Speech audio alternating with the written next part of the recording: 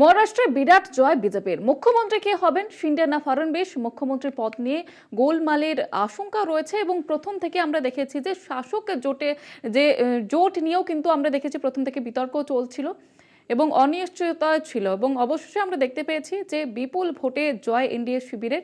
এবং তারপরে মুখ্যমন্ত্রী কে হবেন, শিন্ডে না ফাড়নবিস? মুখ্যমন্ত্রীর পদ নিয়ে এবার গোলমালের আশঙ্কা রয়েছে। এই নিয়ে বিস্তারিতভাবে জানবো। টেলিফোন লাইনে রয়েছেন আমাদের পলিটিক্যাল এডিটর আশিস চট্টোপাধ্যায়।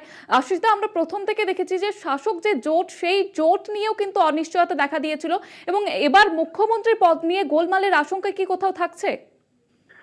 দেখো, মহারাষ্ট্রে যেহেতু 125টির মতো আসন বিজেপি পেয়েছে এবং 145-এ যেহেতু মেজরিটি হয়, সুতরাং খানিকটা স্বাভাবিকভাবেই বিজেপির কোনো নেতার মুখ্যমন্ত্রীর দাবিটা সামনে আসে। এটা কোনো অস্বাভাবিক দাবি নয় এবং সেক্ষেত্রে দেবেন্দ্র ফডনবিস যেহেতু প্রধান নেতা হিসেবে বিজেপি শিবিরের নেতা হিসেবে সামনে এসে অবতীর্ণ হয়েছেন, সুতরাং দেবেন্দ্র ফডনবিসের মুখ্যমন্ত্রী হওয়ার দাবি অবশ্যই সামনে আসছে।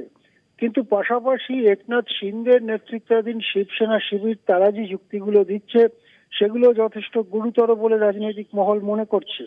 একনাথ শিন্দে শিবিরের যুক্তি হচ্ছে যে এই রায় শিন্দে সরকারের কাজকর্মের প্রতি সমর্থনের রায়।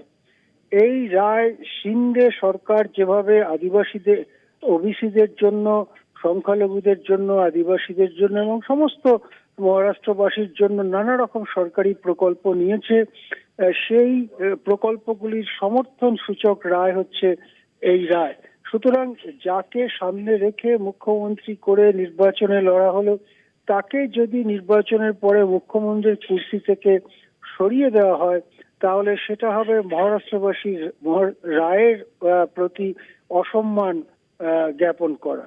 সুতরাং একনাথ শিন্দেকেই মুখ্যমন্ত্রী রেখে বিজেপি তার বিপুল সংখ্যক বিধায়ক রয়েছে, তারা তাদের পরামর্শ নিয়ে একনাথ শিবির রাজ্য চালাবেন, এই ধরনের কথা একনাথ শিবিরের পক্ষ থেকে আসছে।